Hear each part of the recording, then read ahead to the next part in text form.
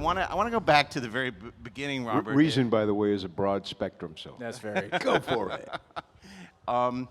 You know, obviously you've had such a successful career, which started with this amazing career in effects makeup. But who were your inspirations in terms of everybody from Jack Pierce to Dick Smith to Rick Baker? Like, what were the people that inspired you to pursue this, and what was it that sort of turned the key in your brain that sent you in this direction? All of them. Jack Pierce, of course. There's a British makeup effects artist, did all the Hammer movies, Roy Ashton. You know, because those were very influential movies for me growing up. They were my favorites over like the Universal movies. And then of course Dick Smith, Rick Baker, John Chambers did Planet of the Apes, and Island of Dr. Moreau, and all the films, you know, in the 70s, late 60s and 70s. So all of those, and of course then when I got into the business, we were kind of the next generation under, you know, Stan Winston and Rick Baker, those guys. So got in the early 80s, which was kind of just as the boom was happening, the effects boom, where everybody wanted rubber creatures and special effects in their movies. So, and you know, I grew up watching all those films with late night horror host shows and Saturday afternoon movies. That was the only time we could see those films. You know, because there was no streaming or anything at the time, and you'd have to wait 1 year to see each of those films again. So you'd circle the TV guide and try to make a schedule. So. How do you go about sort of learning your craft? Because you just mentioned it's like it's the infancy of home video, so it's not like you could rent a movie and sort of go frame by frame and sort of say, how did they do that? And maybe if it was something that really blew you away, you had to wait till it came on TV a year later. So how'd you go about sort of becoming a master of the craft? Well, initially, like when I was in high school, I was just doing art and drawing monsters and things and sculpting. It wasn't once I graduated, I went to art school for a year and realized that wasn't what I wanted to do either. I didn't want to go through 4 years of art school and not learn what I wanted to learn, which was mainly creature effects and things. So I picked up, I moved to LA when I was 19, and I took a 12-week makeup course with a place called Joe Blasco's makeup school, and it had a very, very lean, small effects portion of that. Most of it was corrective and beauty makeup, but it got me, you know, it got me enough to realize, you know, I had a really bad portfolio, like coming out of school. It was embarrassing. But it got me in the door at John Buechler's, who was doing all these movies for Charlie Band. So I kind of started out similar to people who started out in the Roger Corman School of filmmaking, because they didn't pay well. If you had some artistic skill and you were a hard worker, then you could get in and work on these films. And so I kind of learned those first 5 years or so in the business, working on so many movies with Charlie and the other artists that were coming up in the business at the same time.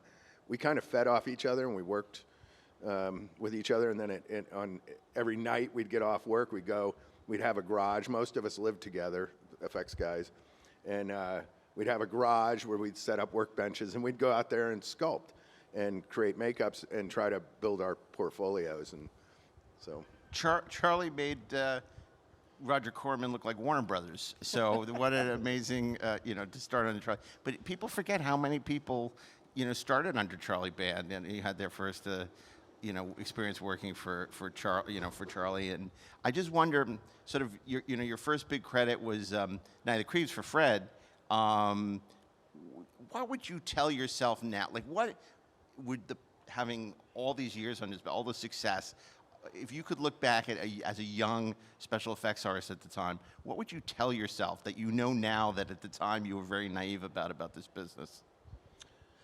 Well, I kind of learned the ins and outs of the business coming up in the 80s. So I mean, I still say the same thing. If you want to do it, you have to be a hard worker, and you have to be ready for rejection, especially as a filmmaker.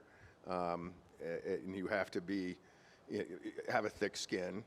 And if you work hard and you prove to who you're working for, which is why I worked around town at all the shops like Stan Winston's, Mark Shostrom's, Kevin Yeager's. This was all before I started the company with Howard and Greg, K&B Effects. So you garner a reputation. First off, being able to do lab work, make molds, because even if you're not going to set or sculpting, because a lot of shops have their key guys sometimes, but if you could always make molds, then you could always work at different studios. So kind of being a jack of all trades, being able to do makeup on set and sculpt and paint and make molds, then you're kind of covered. Andrew, I want to ask you, what was your gateway drug to the business? Like, what was your inspiration in terms of discovering that you had this passion for acting? It came about. So I came to the States when I was 10 years old, and when I arrived, apparently my English wasn't at all proficient. So I had a couple of really very ugly kind of nicknames, and so it turned me into a very introverted kid. And although that I knew that all of these fantastical stories, El Quijote, all of these just sort of personalities, characters lived in my head, and I thought I would literally have plays go on in my head, and so I decided that I wanted to get over this introvertedness, and I started several years later, about 7-8 years later, I started getting into cold reading classes and getting into acting classes, and it was a safe zone for me because everybody in there sort of had this sort of earnest wanting to express themselves, wanting to get outside of their shell, and little by little, I noticed and realized that wow, it was kind of sticking, and I was learning, and I would, I grew up watching all American shows. A lot of times, for instance, I'll just go into an accent, and people will wonder, well, where does that, it might be kind of a Humphrey Bogartish thing. Well, growing up in Venezuela, we would watch a lot of American TV in English, and that was a big help in me learning English there. My mom was American, but we spoke Spanish at home. And so a lot of times I realize now that all these accents, all these things were kind of embedded in me when I was a young kid. And so I wanted to be a cowboy. I wanted to be a sort of a play the war hero. Combat was a show that was there. Vic Morrow, of course, was one of my favorite actors. Gary Cooper. Grew up with all those guys. And so when I came to California, having sort of escaped from school out east, Russian area studies, linguistics I was studying at Georgetown, and I had no business being there. Anyway, so I came out west when my father retired. He headed up Goodyear in Venezuela. He retired, came to California. I went out there and was driving a limo to support myself, pay my bills, and again I got into classes where I had kind of gotten the bug and just was able to play all these characters, get outside of myself. And lo and behold, little by little, I'd go out to auditions, and I was starting to land them.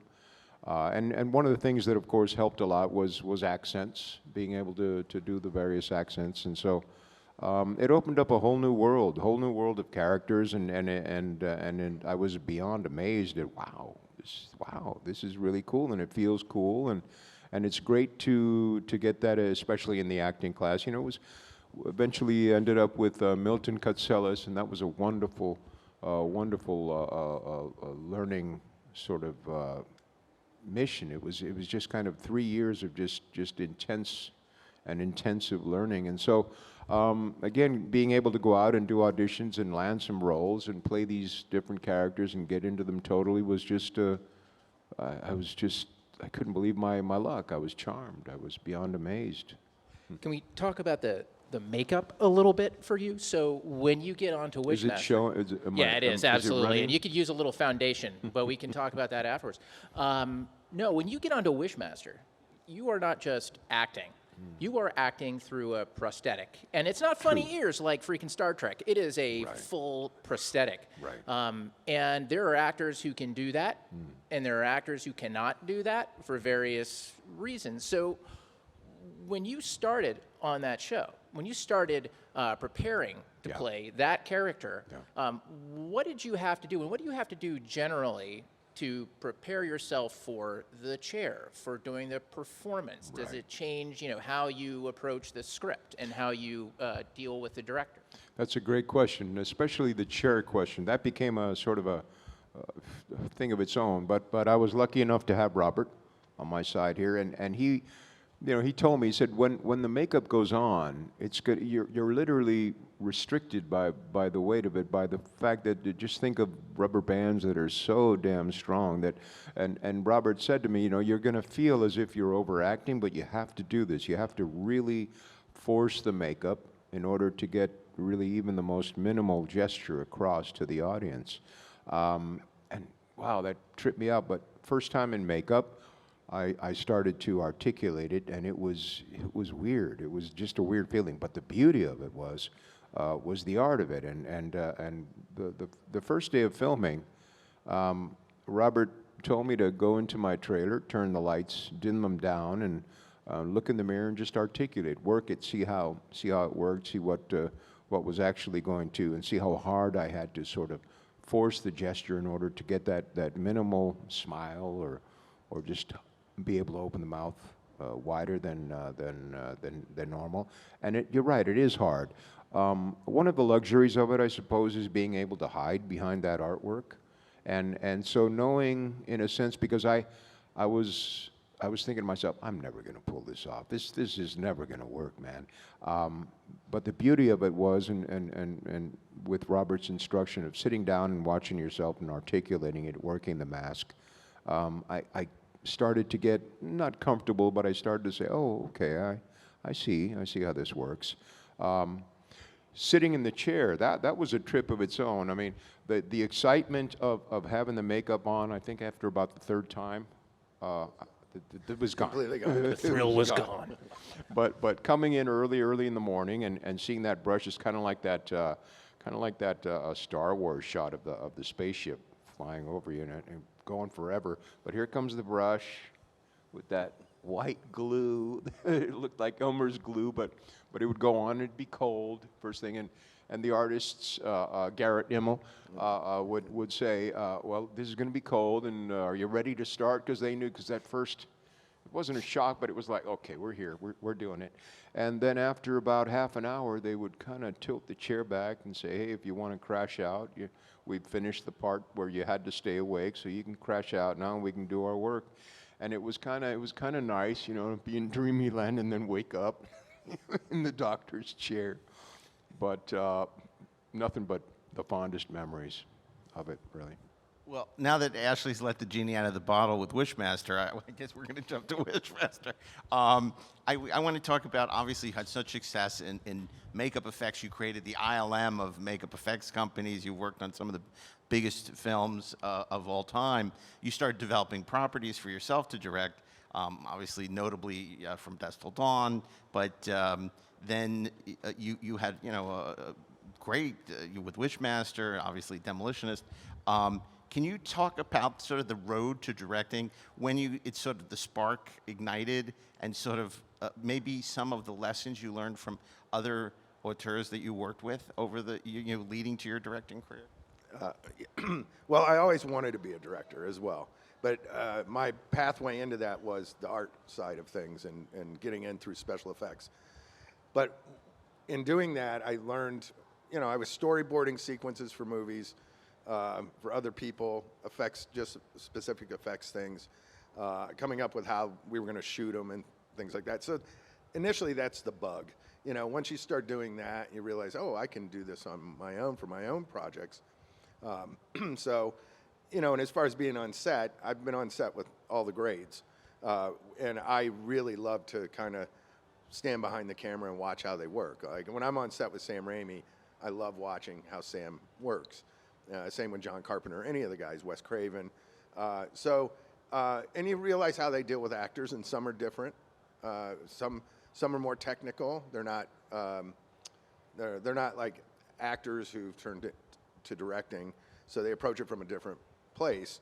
But the main thing is that you hire people to come and do their thing, so you have to give them the freedom. You're not like, one thing I learned was never go, and I probably did it a few times, but never go out and then perform the scene for the actor, like as a director. Like, here's what you're going to do, and you kind of walk through it.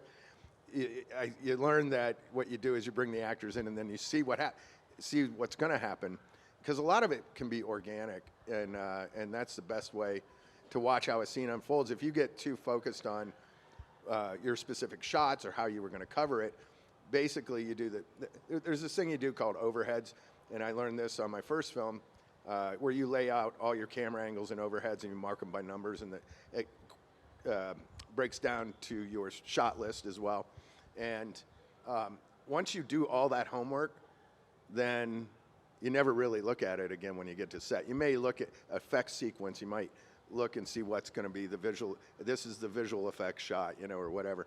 But you kind of, that what your coverage is, and then you can just let it happen, and sometimes there's happy accidents or happy things that actors bring to the performance or to the blocking that just makes it even better, So I try not to get too stuck on what I put on paper and say, this is how it's got to be, But anyway, I learned all that from watching all those directors over the years.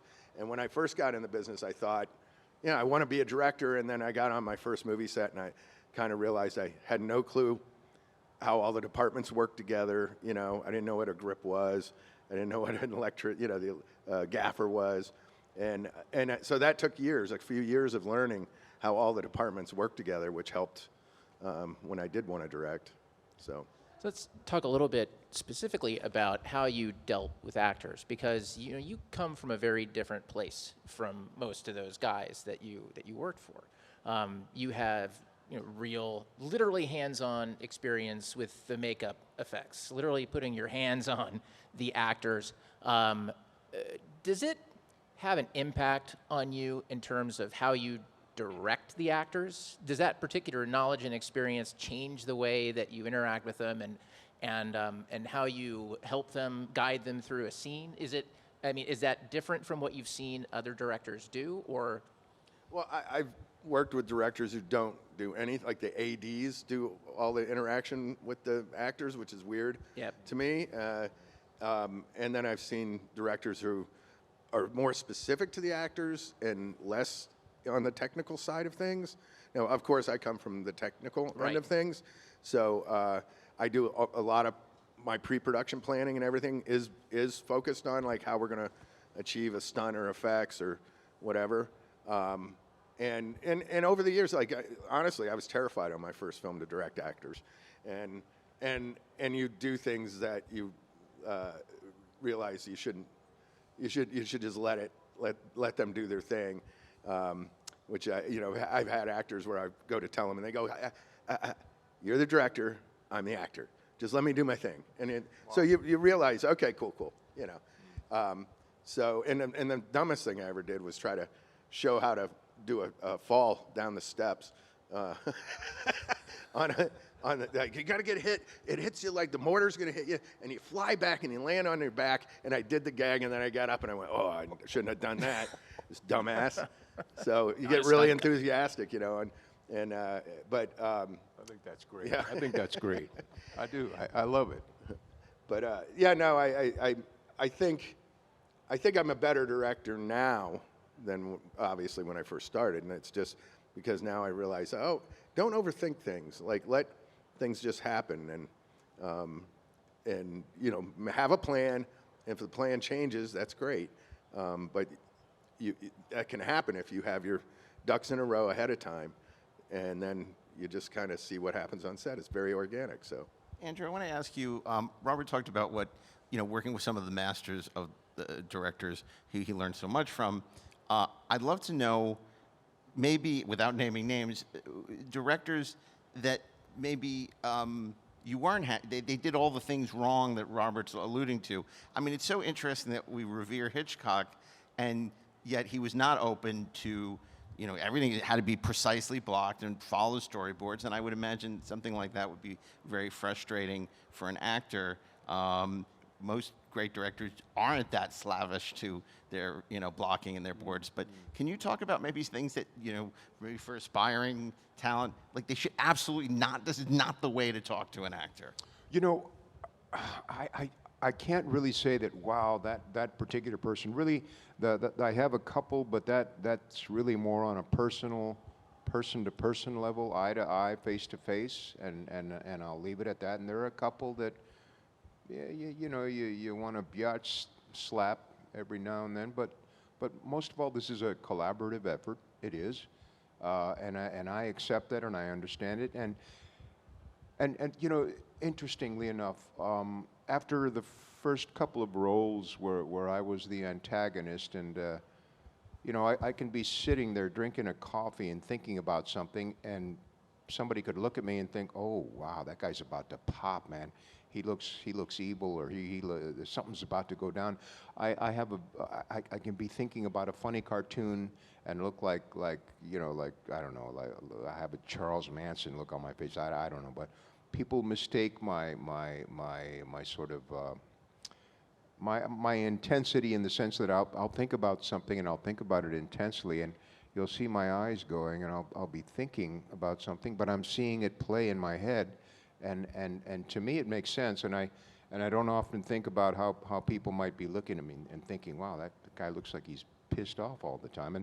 And I imagine that sometimes I do. So I realized what I had to do is actually, on a couple of occasions, approach the director and let them know, speak to them, and say, "I like to be directed.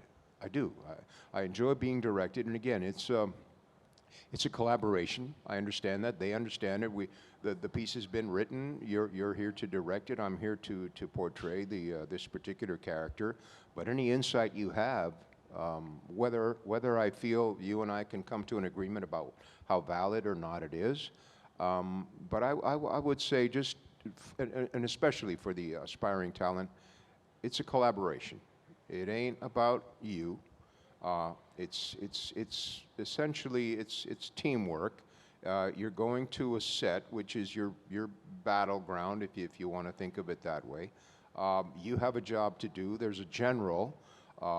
You may be playing a general in the movie, but you ain't the general on the set.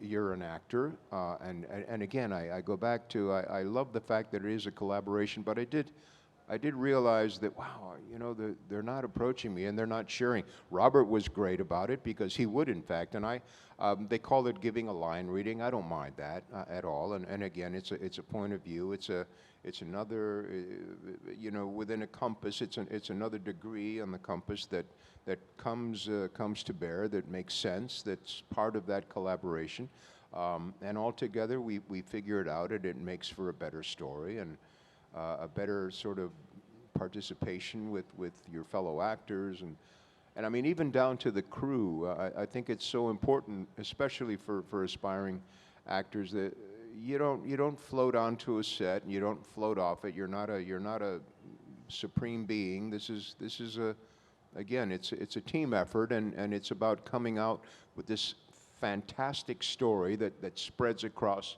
this beautiful screen.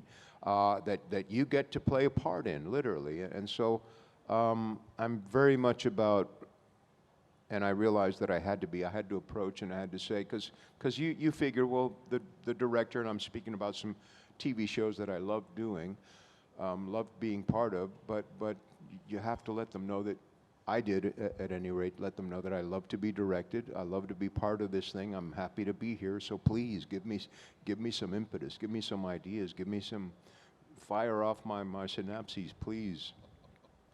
I want to ask you both, when you're making any film, often you can think this movie's going to be great and it could turn out to be terrible. You think this movie's terrible and it could turn out to be great, right? I mean, look at Jaws, how miserable they were, and they thought this was going to be the worst movie of all time. And, so my question is, it must be super gratifying after all these years, to see, people who are coming up to you and, love Wishmaster, talking about. I mean, a lot of films, are forgotten, but Wishmaster is a film that just keeps gaining in popularity. That's beloved. You've had so many people come up. Does it surprise you that this film has such an afterlife and that it endures? I don't know if it surprises me. I mean, it's because I've had so many movies I've been involved with that have that happen to them, and it's just each generation, like people who love it introduce it to another generation, and it just keeps going.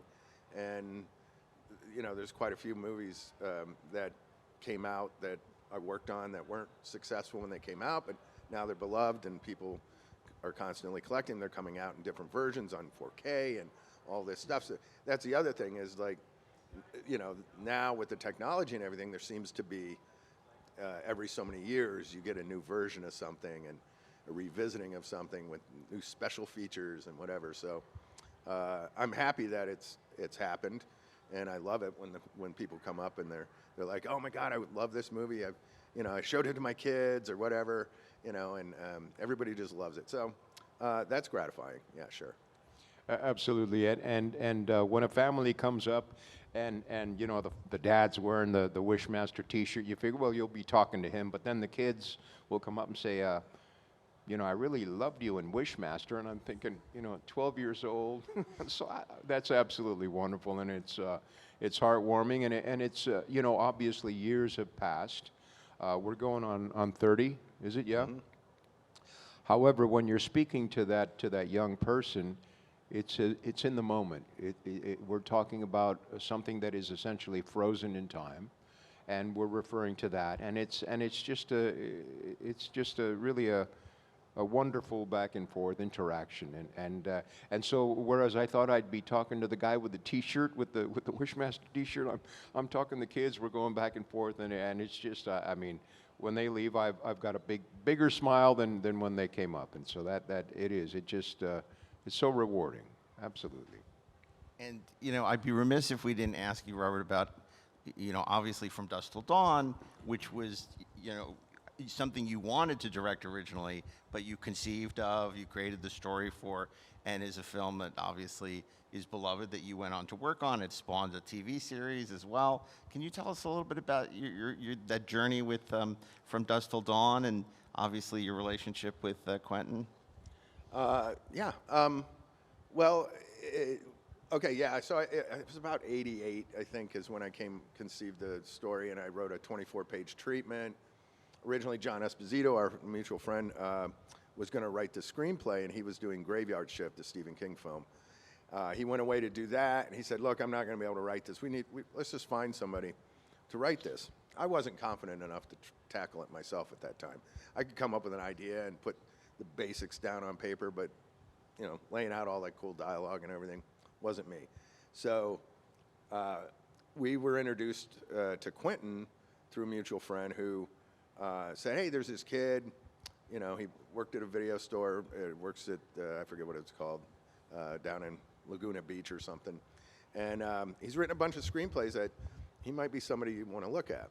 So Quentin sent me 3 screenplays as sample scripts: Natural Born Killers, True Romance, and Reservoir Dogs. Fantastic. So, and I was like, holy shit, these are great, And he's definitely got, it's definitely, some of it was like so kind of hardcore dialogue-wise and risque, whatever.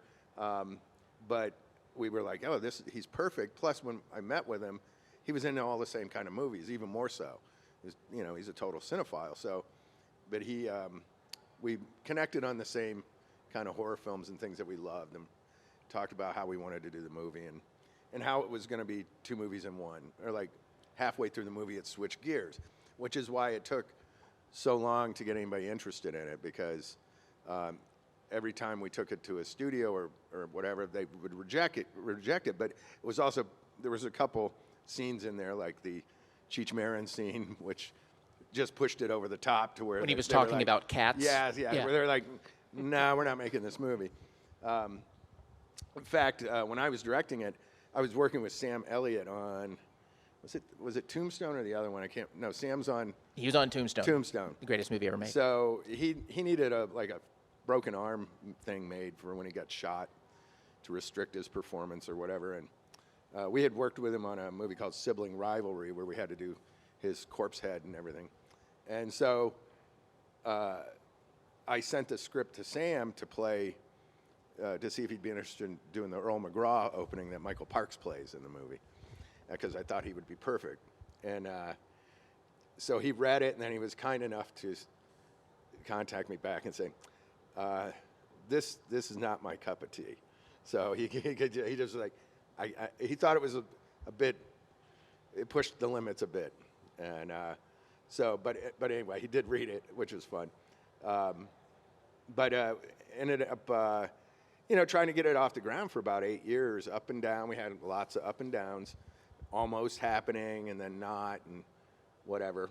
And then Robert Rodriguez and Quentin were talking one day, and Robert asked, hey, whatever happened to that script from Dusk Till Dawn? And he goes, well, Kurtzman owns that script, and he wants to direct it. So what happened was, going kind of full circle there, once Robert got interested, he was hot because he was coming off El Mariachi and Desperado, and he was looking for his next project. And after 8 years, me and John were like, man, we can keep, trying to struggle to push this. And we were trying to make a $3 million movie. And now it was going to change. It was going to be a much bigger film. I was still going to do the effects with my K&B, and it was a big showcase for us as well. And I'm like, and I get a story credit, and we were like, let's just do this. It's going to be a bigger movie. It's going to have, bigger stars in it, and we're going to have the ability to throw everything at it, effects-wise. So, and that's how it happened. And then Quentin wanted to play that role, so he beefed up that whole character with the pervy stuff, and we extended out the hotel sequence, and then that's the movie. So let me ask you about, again, sort of wrapping it back to Wishmaster a little bit. So, Wishmaster was kind of lightning in a bottle in the sense that, it spawned a franchise, very respectable franchise in terms of, again, we've talked about the audience who, to this day, wants to talk to you about that film, the sequels, you name it. And, we have the lightning in a bottle phrase, but if you think about that, right? You said you worked for all of the greats, John Carpenter, Sam Raimi, Clive Barker, for God's sake, even John McTiernan on Predator. These are all guys, Mike Flanagan, these are all guys who turn in things that consistently connect, right? If they were batters in Major League Baseball, they would be some of the greatest batters of all time. So there's something that they're doing that's making the material connect. From your experience working with them, your experience working on Wishmaster, directing that film and creating that story and that world, what do you think is the thing that really makes the audience connect to a film or to a character? I don't think you can guess that up front. You literally can't. So you have to just believe in the project you're doing and believe that you're going to make the best thing you can out of it, but you have no clue because so many obstacles get thrown at you during production. I mean, you can go into it thinking you could have the best script ever, the best cast ever, and go into it, and there's going to be 100 obstacles that could derail the whole thing. And then there's marketing it and the time it comes out and whether that connects with the audience at that time.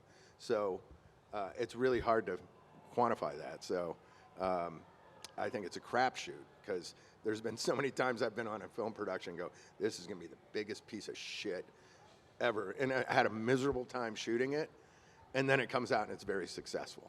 So, and you're like, well, some people fail up a hill too. So it's like, but I don't know any. Has that been your experience as well? I mean, you've worked on things where you just think this movie's gonna be terrible. It turns out great, and vice very versa. much so. Yes, I mean, and again, I'm not the guy to count on my bets. I'm not a guy who yeah, let's put it all on black. Let's see what happens. I think, you know, the gentlemen you mentioned and their stories, the hero, and I think ever since really leading up to the 2001 and after that, I think the hero has taken a little bit of a dark turn, whereas before he was a fairly pristine, you know, all-American, could do no wrong kind of thing. But afterward, I think there was a bit of an edge to the protagonist, to the hero you want to love, and I think the audience, I mean, also yearns for a badass good guy, you know, which a lot of the films that you mentioned and McTiernan and Predator, etc. They have that edge. They want to see this guy not only be an all-American, a good superhero, if you will, but they want that edge. They you know, you can be pushed so far, and then even your good guy hero has to have that flinch, has to have that turn where he sort of turns the tables and becomes, oh my God, for that second even, just the baddest ass, you know, dude. I think in a sense, in a sort of a, I don't know, maybe a few degrees turn down from there. I think the Wishmaster was kind of that, but ever the underdog, because he couldn't make his own wishes. He had to sort of manipulate other people's wishes. I think people in the audience, when that thing first came across, they were waiting to see what was going to happen, almost like a what's around the next turn of the roller coaster kind of thing. Hope it's dangerous and hope it makes me shriek and scream and freaks me out and it's brand new for me. But I kind of, you know, people ask me sometimes, do I feel typecast playing the bad guy, and I really don't. And I'll share. I played a couple of good guys.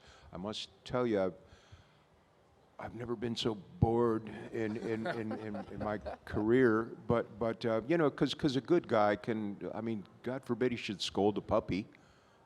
Whereas you know, if you have a bad guy, you figure he's going to come across a cat or whatever and kick it. But if he bends down and gives it a little scratch on the head, oh my God! And then he kicks it. Yeah, right, right. What a good boy. But I just again going back to the great premise of your question, God, you can never tell, brother. You can never tell what the super sauce, what the secret sauce is. And as Robert said, you just show up, you do your best, and again, you count on there being a collaboration, and you know that everybody showed up, like you were saying, batters, there's 9 of them, and they all got to work together, then they got to go out in the field and do what they got to do out there, and then the boss is watching, making sure he orchestrates everything, so that's, it's talk about serendipity, baby. You never know, you never know.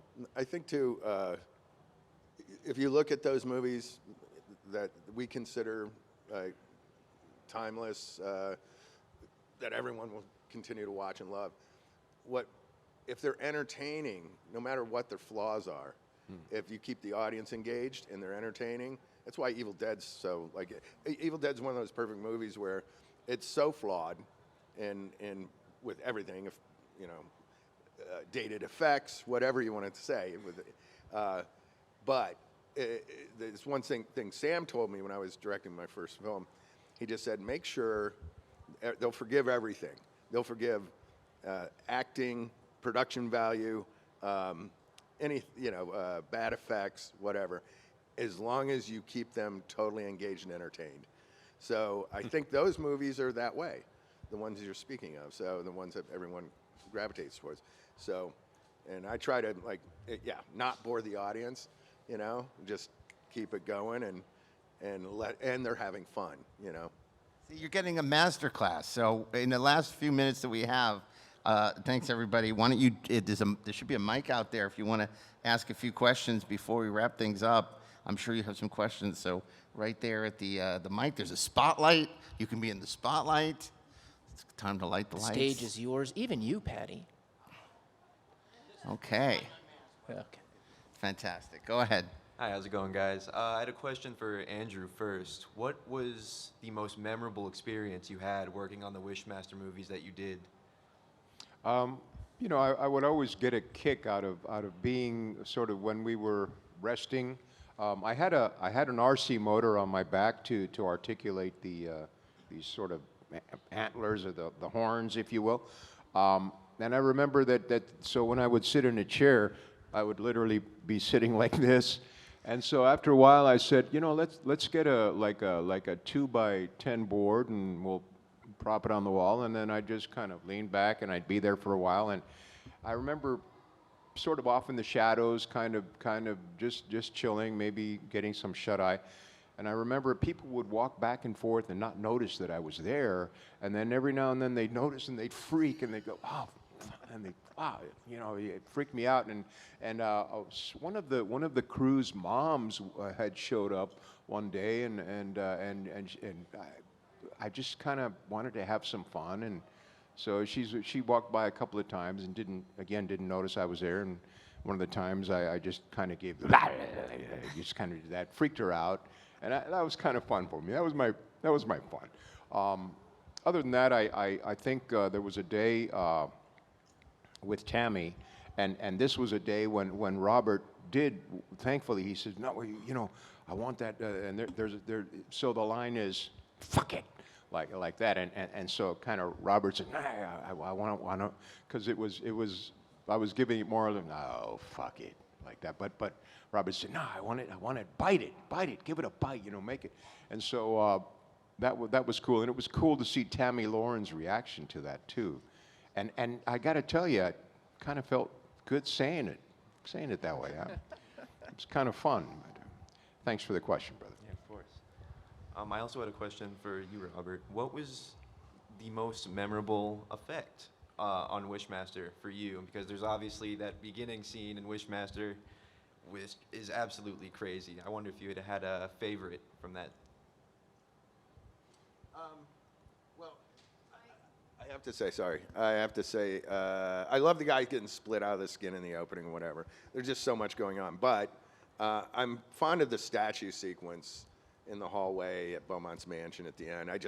I really loved making those statues and what the guys pulled off, and I thought that was the most fun. Just my favorite kind of scene, though, initially doesn't have you in it, the first part of it, but the whole thing. It's when Wendy, or the professor, I'm sorry, is sitting with Tammy, and they're doing the back and forth, and she keeps trying to get a wish out of her, and then you realize that she's you know. And I thought that was just a really fun sequence to do, and that they tore it up, and then it just keeps going. Yeah. And she was wonderful, a wonderful actress. And you're right. It was kind of, and then it's so wonderful to watch Tammy Lauren realize, oh right, let me get them out of here, because yeah, it's beautiful. Thank you so much. Thank you. Thank you. No Bride of Reanimator questions for Robert? No. I talked to Robert on Friday about Bride of Reanimator. It was very cool. Okay.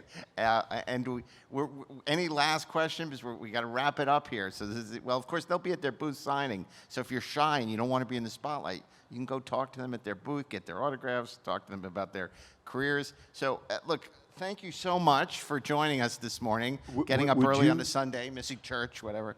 Sorry to interrupt. Would you mind if I did a little kind of a treat thing I like to do for the Please fans do. at the end Absolutely. of the thing? I will ask them to all close their eyes if they would join in.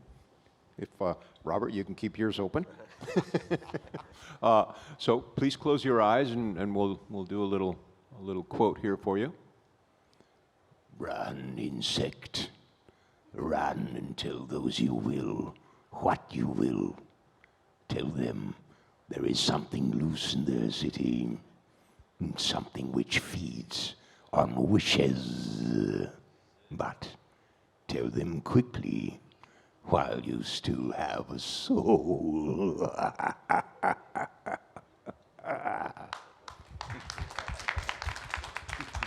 Thank you, guys. Which is the nice way of saying that we do selfies at the end of this. So before you go anywhere, make sure you come forward. Is Is Galaxy? he here? I think he is. Is He he should here? be. Yeah, I could have sworn I saw We're him. supposed to say this at the end of the panel, but I'm not sure the photographer is here. Do we have the photographer?